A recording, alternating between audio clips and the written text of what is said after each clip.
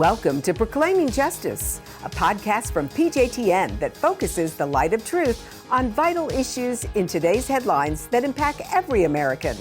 I'm your host, Laurie Cardoza-Moore, founder and president of Proclaiming Justice to the Nations, and I'm here to educate, motivate, and activate you to action. I want to arm you with the truth and the facts you'll need to fight and preserve our constitutional republic and uphold the Judeo-Christian values our nation was founded upon. Welcome to Proclaiming Justice, a PJTN podcast where we shine the light of biblical truth on vital issues from today's headlines that impact every American, Jew and Christian, people of faith and people of conscience. I'm your host, Laurie Cardoza-Moore. If you missed the last episode of this podcast, you will find it and our previous podcast lineup on our website at pjtn.org, as well as all the other platforms that you use to access your favorite podcasts. On this week's podcast, I've invited our friend Yaffah Batya daCosta back to the podcast to discuss the recent elections in Israel and in the United States. Given the landslide victory in Israel, with Bibi Netanyahu regaining the position of prime minister again, and the U.S. elections that barely gave conservatives back the House, we're going to discuss what this will mean for the future of the Jewish state and the United States. We will also discuss the good, the bad, and the ugly of Greco-Roman Christianity and how it influences the rise of antisemitism that we are witnessing today. I also want to remind you that it's important for you to listen and share this and all of our previous podcasts with your family and friends so that they can become more informed about this and other related issues that threaten our republic and the state of Israel. So please remember to like and share. On our last series of podcasts, we discussed the origins of the modern cancel culture and anti-Semitism with Yaffah. As we are witnessing the silencing of people with different views and values today, the Greco-Roman Church canceled individuals and sects who had a different belief or understanding of the scriptures as well. Today, we are witnessing how that anti-Semitism then is fueling the blatant anti-Semitism that we are witnessing today, like the recent comments by Kanye, Kyrie, and Chappelle. Yaffah, welcome back to PJTN's Proclaiming Justice podcast. It's great to have you with us again. Oh, thank you so much, Lori. And I really enjoy doing these broadcasts, the podcasts with you. It's a lot of fun. And I'm also, of course, as you know, writing a book about all of this. So I just want to remind people that what I'm sharing with you and with your audience is directly out of the material that I'm putting in the book, but along with a lot of links to articles on the internet so that people can do their own independent research. I'm an educator from way, way back in my career in the business world. So what I hope to do with this book is to actually stimulate research and study on this topic by a lot of people of a lot of different persuasions, and I want to help them to do that by giving them lots and lots of links to articles on the internet. Well, I find your information fascinating and in line with the research that I have done over the years and have put in our documentary films. And so let's talk about the explosion of anti-Semitism and conversation that's going on, at least in the United States, about the recent comments by Kanye, Kyrie, and even Dave Chappelle in his SNL opening monologue. It's really outrageous to listen to these men who are all black mock the Jews, falsely accuse the Jews of controlling Hollywood, controlling the media, controlling the banking system. This is all the same garbage. It's all the same rhetoric that we have heard over the years. I was reading an interesting article this morning prior to getting onto the program, and it was Kareem Abdul-Jabbar. And he is an amazing individual. Of course, he's an amazing athlete, amazing basketball player.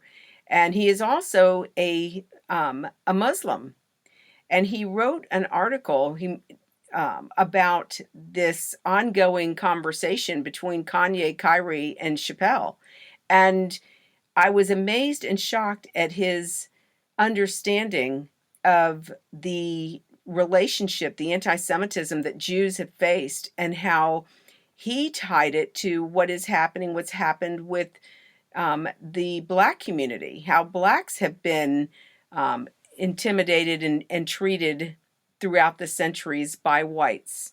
And he accused Kanye and Kyrie and Chappelle of basically doing the same thing that whites have done in justifying their racism toward blacks, that the blacks are using the same strategy analogy that has been used against the blacks by the white community throughout the centuries. So I find this an interesting conversation. I feel like, we have got to address this issue of anti-Semitism, and we don't understand it. And as nominal Christians, or maybe Christians who sit in church on Sunday and they're removed from the whole issue of anti-Semitism, Christians don't understand this history. And that's one of the reasons why PJTN exists. It's why I'm having you on the program, so that Christians understand the history of Jew hatred. Let's just say what it is. It's hating the Jews. It's being jealous of the Jews, being jealous of the relationship that they have with Hashem. And of course, that's what's fueled the replacement theology we've seen throughout Christianity. And you're going to talk a little bit about that. So, Yafa, before we launch into that, let's talk about the elections. We were over here on November 1st praying and watching the outcome, the results of the elections in Israel, with Bibi winning, and his party winning, and how it really set a precedent. Um, the fact that there are right wing leaders who are going to make up part of his cabinet, or will they? What are your thoughts about the outcome of the election there, and is this historic? Right. Well, right wing in Israel is what y'all in the United States call conservative. Okay. So, yes, his own party called Likud won 32 seats. And then the next largest party is the left, which are Mm-hmm. the liberals. And then the third largest party now, after the recent election, is called religious Zionism. So the people are religious and they're Zionists, meaning they believe that the Jews are back in their own homeland given to them by Right. God as an eternal covenant. Okay, so you know all that. And a lot of Christians believe in all of that. That's the third largest party now in Israel. They grew, like they almost doubled, or actually doubled in size from before. And then the other two parties that we expect will join Bibi Netanyahu's coalition are the two ultra religious parties, ultra conservative, if you Mm-hmm. prefer, of Shas and UTJ, the two Haredi, also they're called. So you put all of that together, and at 64 MKs, definitely over the amount needed for a majority, which is Mm-hmm. 61 is a. And if they do it, because Netanyahu's goal is to create that coalition that he has been invited to do by the president, Yitzhak Herzog, by Wednesday. And it's Sunday. So we only have a few days left to go to see if he can pull it off. And Mm-hmm. they're in negotiations right now, because what happens next is the different leaders of the parties want certain positions in his cabinet. Okay. And so they're jockeying for what position they'll get. So we don't know yet how it's going to turn out, but there's a lot of hope in Israel that we are going to have this very strong conservative coalition to do a lot of things. And one of the things that one of the major guys in religious Zionism party, Ben Gavir, one of the things is to be stronger about security and about what Mm-hmm. goes on here that's called Right. terrorism, hatred of Jews from the Palestinians and Mm-hmm. Gaza, the people in Gaza and whatever. And he wants to be stronger and to strengthen the police and the border patrol, Mm-hmm. border guards, okay, and all of that, and take the handcuffs off them, so to speak, you know. So we'll see what So let happens. me, And Yafa, that's let me just interrupt you for just a second because I want the audience to understand, and I just want to clarify what the media is using the term the right wing. They're using that term to try to instill a negative perspective or viewpoint about the coalition that Bibi is trying to pull together. These are religious Zionists. They are people of faith, like evangelical Christians. I want to just mention, as Yafa said, these right wing members would be considered conservative in the United States of America.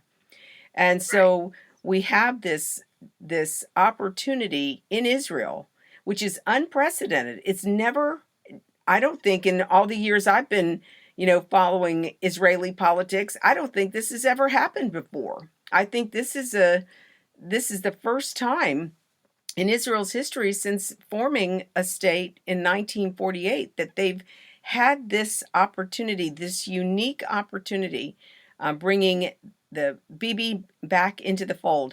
And one of the top issues, ladies and gentlemen, for our audience, just as it is security in the United States of America, building the wall, making sure our communities are secure, this is the same problem going on in Israel. Because, ladies and gentlemen, we don't hear, and for the last 6 months to a year, there has been minimal media coverage about the attacks that have been going on against the Jews in Israel, in Jerusalem.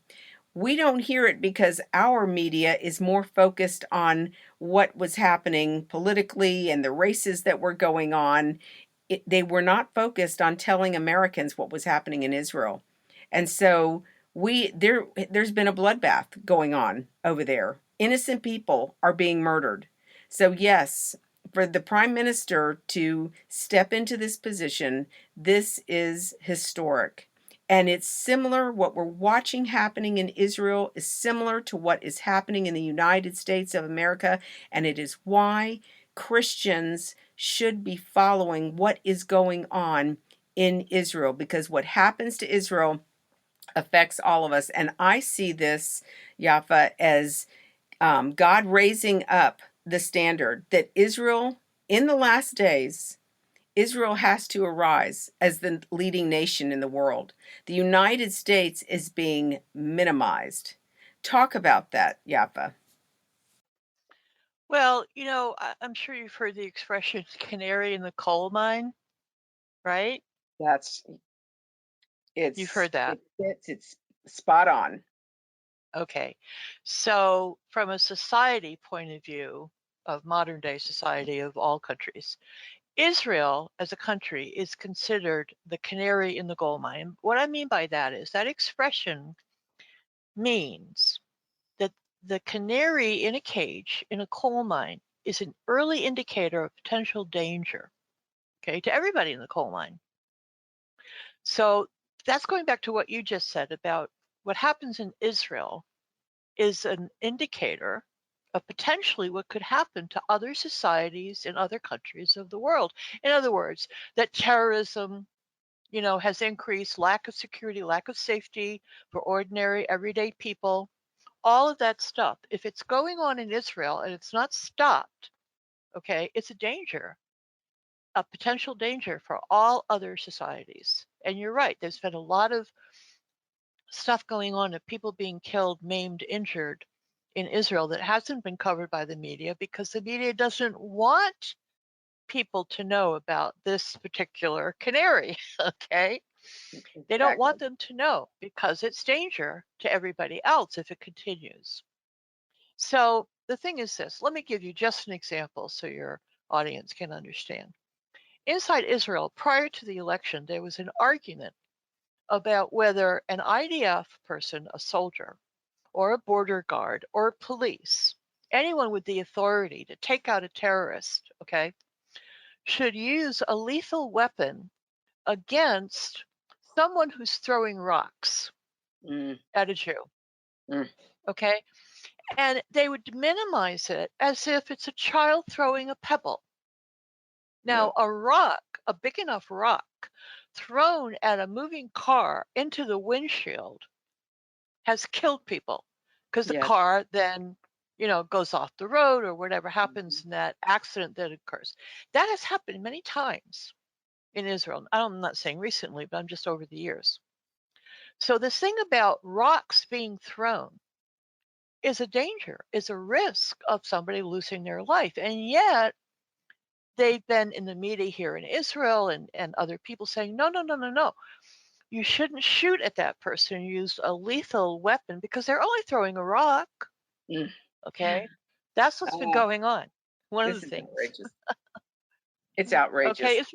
It's ridiculous. It's ridiculous. So this man, Ben Gavir is his name, took a stand against that and said, we are a country that, like any other country, the government needs to protect its citizens, like Ron DeSantis says in Florida, okay, to give you a contrast. But it's not a contrast, it's the same thing. We have an obligation to protect the citizens of Israel, all citizens, by the way. He's Exactly. also for the Arab cities and the mixed cities of Arabs and Jews to also have safety and security for all the citizens, okay?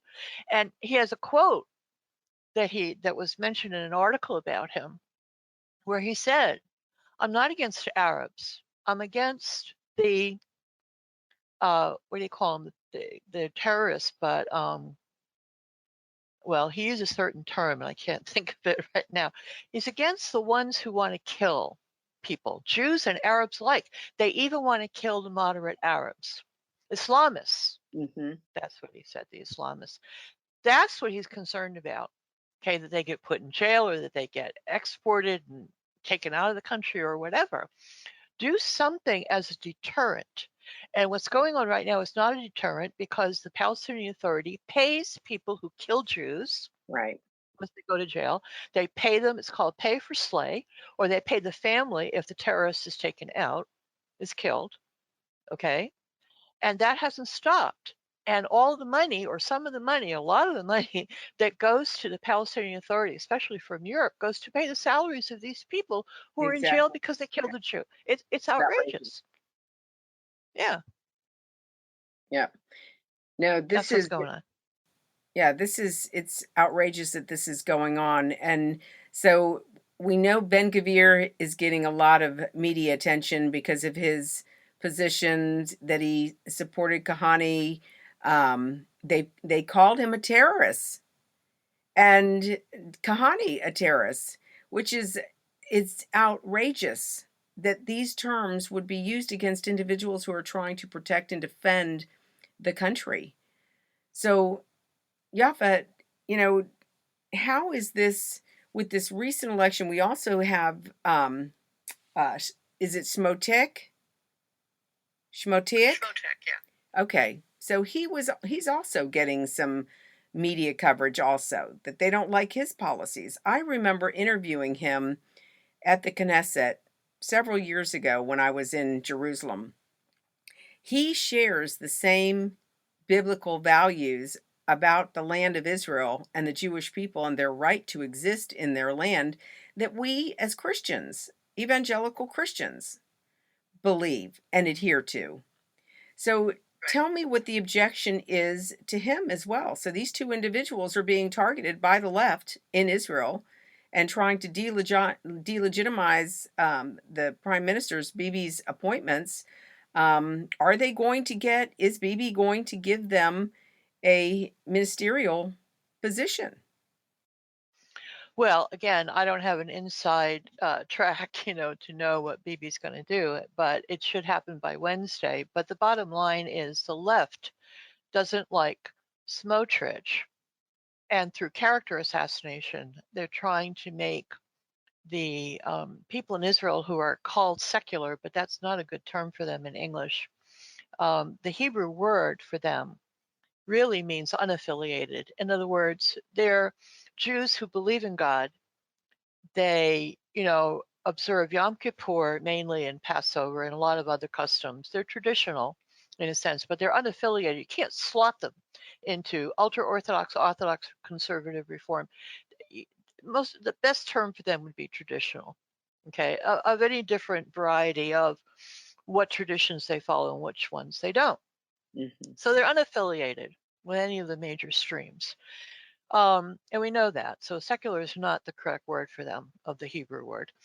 And so what they're trying to do is kind of stir up an image of Mr. Smotrich that he's going to force Judaism down their throat, Orthodox Judaism. And they have neither he nor Ben Gvir have any intention of doing that, because there's no way you can do that. Any kind of belief in God or observance and practices and all kinds of things related to religion have to come from inside a person.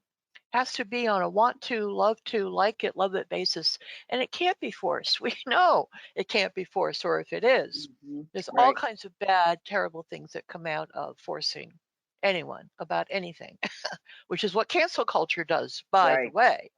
Okay, which is the left is using in the United States big time. So, and we'll get back to that some other time. But no, they're not into that at all. But it's called character assassination, by the way. If that goes all the way back to Mark Antony and Caesar Augustus, when he accused him and assassinated his character, claiming that his rival, political rival, okay, had a salacious sexual relationship with somebody. Okay, it Mm-hmm. goes all the way back to Mark Antony using character assassination against a political opponent. That's all it is. They're saying an untruth to get people nervous about him. It's so Right. totally unfair.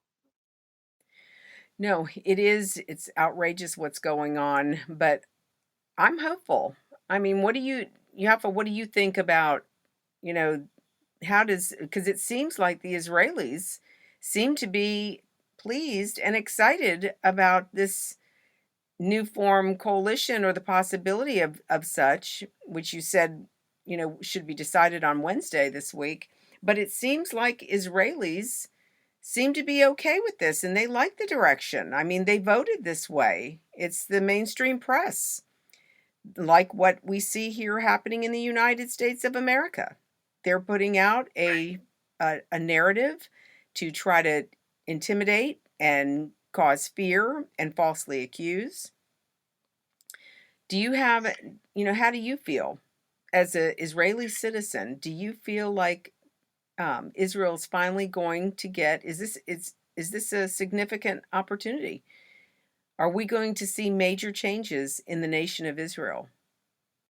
Yeah, well, I hope so, and I expect so, and that's why the feelings are so high and joyous, and happiness, whatever you like to call it, because the expectations are high Mm-hmm. that things are really going to start to happen. And as Israel, as the government, puts its foot down and says, no, we're not going to tolerate any more X, Y, and Z, what Right. nation would, kind of thinking, okay? And the jihadists, another term for the people who want to kill us, that's all they want. um, the jihadists hear that, and the Palestinian Authority officials hear that, and Gaza hears that, okay? They're going to think twice about Mm-hmm. what they're doing and maybe even come off of some of it. And maybe Right. there would even be a chance to have peace with these people. Because I'll tell you and your audience what goes on here. The regular, everyday people are kind and considerate to one another. If people would only come here and see how human beings, whether Jewish or Arab, treat each other on the trains, on the buses, in the taxis, okay, and on, in the public world here, their jaws would drop, okay, Right. because the media is so salacious and so, dripping with blood, or wanting to, usually, talking about what's bad and what's not right, and all this other stuff. They would see Arabs getting up out of their seats on a bus or on a train for an elderly Jew, and vice versa. Mm. They would see children, okay, and how they treat elderly people. And I'm 75, so I notice these kinds of things, and there's all kinds of stuff that goes on, in niceties and pleasantries. And I had a taxi driver the other day who's an Arab, He was on the phone. He had earplugs, the phone that's in your ears. So he had two hands on the wheel. So that's not a problem. He was talking Arabic. It's very clear that he was speaking in Arabic. Okay. Mm-hmm. So when I left the taxi, he said to me, Shalom. And I said to him, Salam. Okay. And this goes on it means the same thing in Mm-hmm. Arabic and in Hebrew. Okay. But he said it to me in Hebrew, and I said it to him in Arabic.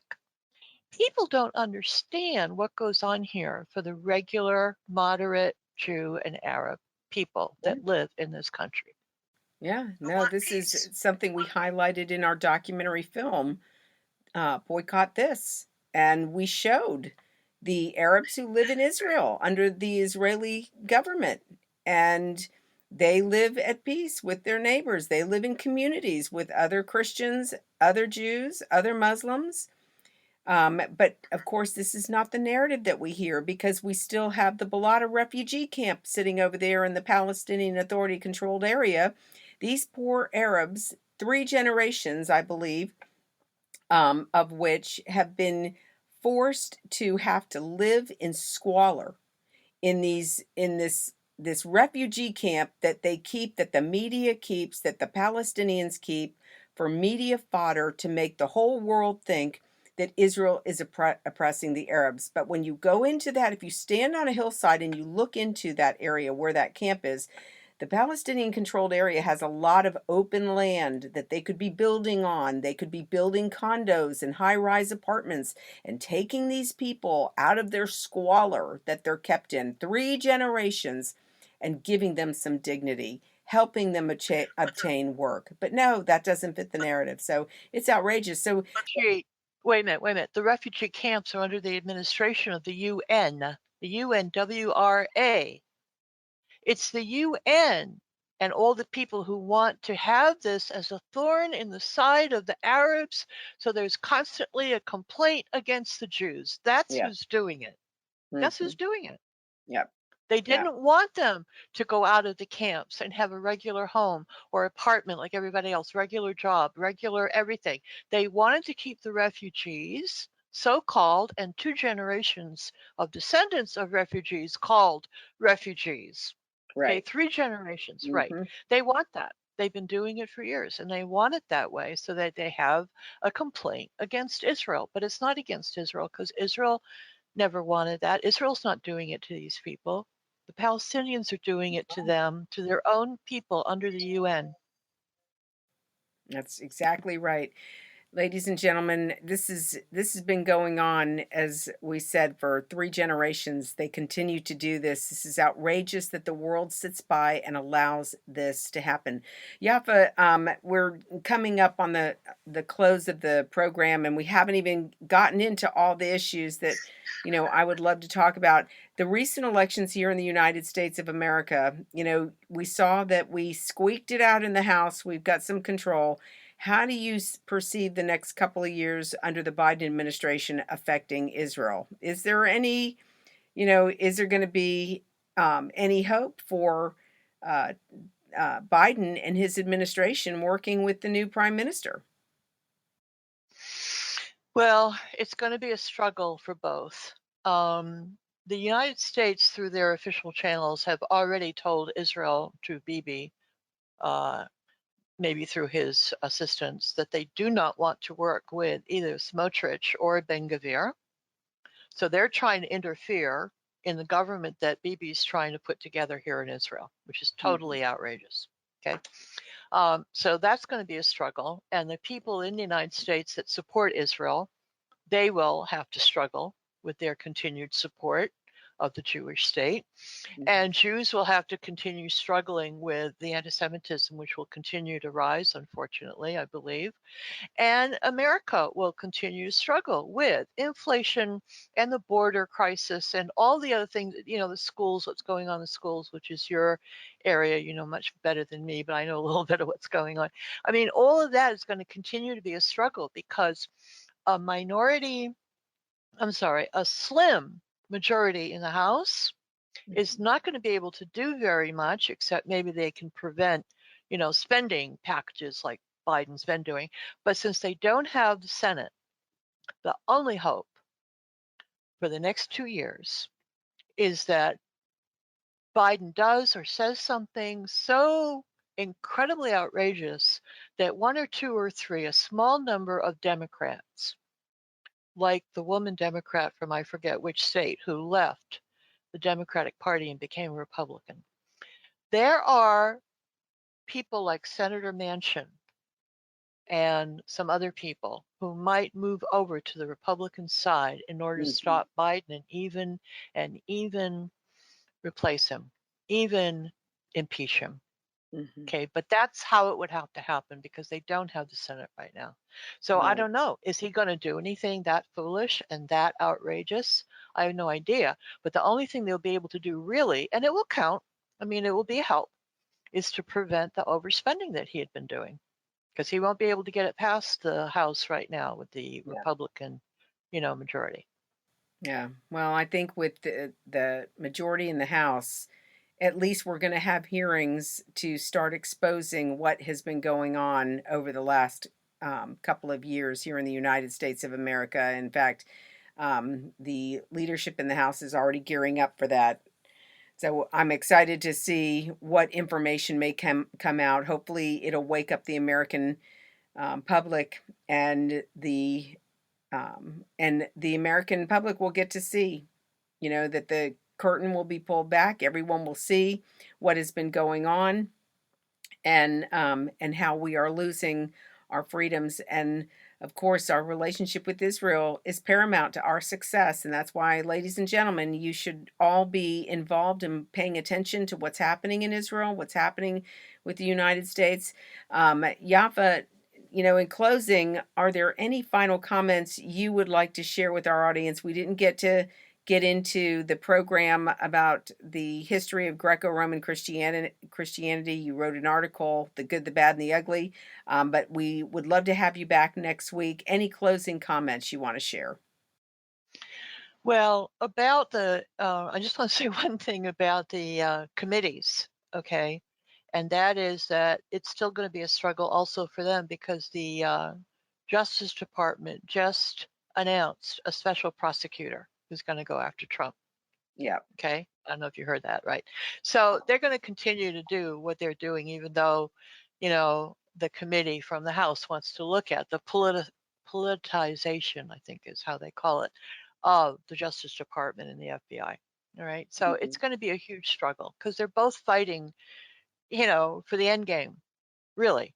Yeah. Um, however, the good news is that when Esau is up, Israel or Jacob is down, but then the opposite's like a seesaw. If Israel comes up and starts doing the right thing for their people, okay, then Esau will go down. This goes back to the Bible, Hmm. okay, with what Rebecca was told about the two infants in her womb, that one would always be superior to the other, okay? So watch Israel, because if Israel starts doing well, and protecting and safeguarding the citizens here and doing all kinds of other good things from the government, I'm saying, okay? And all kinds of other good things happening with gas and oil from the Mediterranean coming in and the profits Hmm. from that. I mean, there's all kinds of stuff going on. And if on the American side and Europe as well, Esau will continue to go down, then people are going to have to stand up, speak up, as you know. Yeah. Silence means consent. Okay. And the thing about Roman society, I've always been curious about Roman society, how it was that within a couple hundred years, short a period of time, they converted from being pagans to totally into this whole thing of a Jewish Messiah. Okay. And making him the object of everything in the Roman imperial cult. It only took a couple hundred years. And I finally found the key, or if you will, the trim tab. Okay, the actual little tiny little thing that flipped, that caused everything else to roll over and made it so easy for them to just totally get rid of their pantheon of gods, their their polytheism, and go into what they called monotheism. We can talk about their version of it, but they call it monotheism. Okay, how it happened in a short period of time of a couple of hundred years. It's fascinating what I found. Yeah, this is all fascinating. And ladies and gentlemen, we are going to get back. We're going to have Yaffah come back and talk about this and also talk about the difference between Esau and who Edom is in the last days. This is really important. Obadiah, the prophet, what Christians call the one of the minor prophets. He didn't have a minor message, let me tell you. But we're going to talk about this next week and go into more great detail. This is so critically important that we understand from a biblical perspective what is happening. So, ladies and gentlemen, I hope you enjoyed this program today. We're going to post this podcast on our website and all of our podcast platforms so that you can share with your family and friends. As a PJTN Watchman, we have a biblical mandate to stand against the ungodly rising Marxist threat that is destroying this nation and other Western nations, threatening our Judeo-Christian values and promoting anti-Semitism. We cannot remain silent. God warned the prophet Ezekiel about the responsibility of the watchman. You've heard me say this. If you've ever listened to this show, as watchmen, if we do not warn the inhabitants of an encroaching enemy, that if any innocent blood is shed because we didn't warn the people, God's going to require it of us. We're going to stand before him one day at that great white throne of judgment, and he's going to ask us, why didn't you speak up? However, if as watchmen we do speak up, we do warn the inhabitants of our community, our family, and they refuse to heed the warning, and any innocent blood is shed among them, it's not going to be required. God's not going to hold us responsible for it. You have a responsibility, ladies and gentlemen. We have a responsibility as people of faith to alarm and warn others by simply sharing this podcast with your family and friends. So please share and like the podcast to help sound the alarm in your community, with your family, with your friends. Dietrich Bonhoeffer was such a great man of faith and theologian. He said, "Silence in the face of evil is itself evil. God will not hold us guiltless. Not to speak is to speak. Not to act is to act." Don't forget to join us for next week's podcast as we continue this conversation about combating the rise of anti-Semitism and taking back local control of our communities and our children's education. I want to also remind you that if you have not signed up to become a PJTN Watchman, you can help support this mission through our award-winning documentaries and Focus on Israel programs, as well as more programs like this podcast for just $20 a month. So go to our website at pjtn.org to watch our programs and listen to our past podcasts. With your generous monthly donation, you can ensure that PJTN remains on the front lines and in the headlines, but we can't do it without your faithful prayers and financial support. I hope that you will prayerfully consider supporting our mission as we educate to activate Jews, Christians, and all people of conscience to stand on the front lines of this all-encompassing war. God bless you and thank you for all you do on behalf of our Jewish brethren, the State of Israel, and these United States. Thank you again for joining me on this edition of Proclaiming Justice. Please share this podcast with your family and friends. For more information about how you can get involved, please visit our website at pjtn.org. As a PJTN Watchman, you can help us keep up the fight to preserve our freedom for our children and their children for such a time as this.